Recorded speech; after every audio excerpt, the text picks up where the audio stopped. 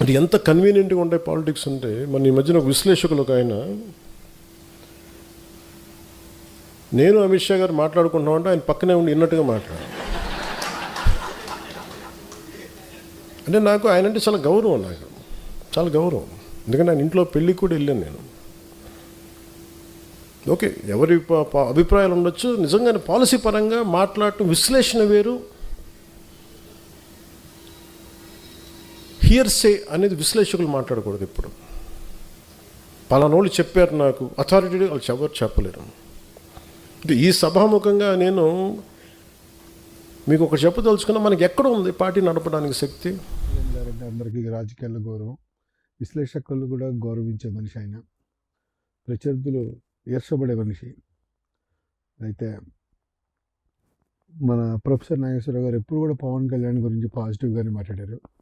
పవన్ కళ్యాణ్ ఎప్పుడైనా ఒక అడుగు వెనక్కి తగ్గినా కూడా, బాబు నీ పవర్ అది కాదు, నీ పవర్ ఇది, నువ్వు సీఎం పొజిషన్కి కాంపిటీషన్ చేయాలి తప్ప అలాగే చంద్రబాబు నాయుడు కూటమిలో ఉండిపోకూడదు అని ఎప్పటికప్పుడు ఆయన ఈయన యొక్క స్ట్రాటజీస్ని ఇంప్రూవ్ చేసే అనాలిసిస్ చేశాడు.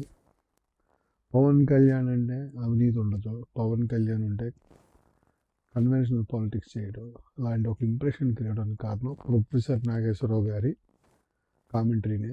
అలాగే నేను మీకు చూస్తే ఎలాంటిదంటే, ఇది హర్ష భోగ్లే ఉంటాడు. సచిన్ టెండూల్కర్ విజువల్ అయితే హర్ష భోగ్లే వెనకాల దానికి వాయిస్. సచిన్ టెండూల్కర్ బ్యాటింగ్తో పాటు హర్ష భోగ్లే కెరీర్ కూడా ఇంప్రూవ్ అయింది. అలాగనే పవన్ కళ్యాణ్ వెనకాల ప్రొఫెసర్ నాగేశ్వరరావు.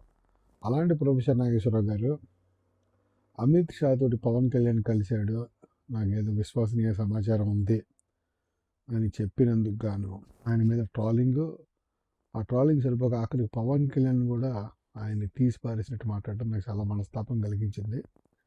ఎంతో విశ్వసనీయ సమాచారం ఉంటే తప్ప ప్రొఫెసర్ నాగేశ్వరరావు గారు, ఆయన ఒక ప్రొఫెషనల్ జర్నలిస్ట్ ఆయన ప్రొఫెసర్ గారు, ఆయన ఎప్పుడూ కూడా గాసిప్లు ఇంకోటి చెప్పి పైకి వచ్చిన బ్యాచ్ కాదు ఆయన. ఇవాళ కొత్తగా ఆయన ఈ ఒక్క వార్త చెప్పి ఆయన పొందేది ఏమి ఉండదు. రోజు ప్రపంచం అంతా అన్ని వర్గాల వాళ్ళు ఆయన చెప్పే అనాలిసిస్ వింటూనే ఉన్నారు. వాళ్ళు కొత్తగా పవన్ కళ్యాణ్ ఒకడే కాదు, ఇంకా మోడీ ఉన్నాడు, చంద్రబాబు నాయుడు చూడదు ముందు రాజకీయ నాయకుడు.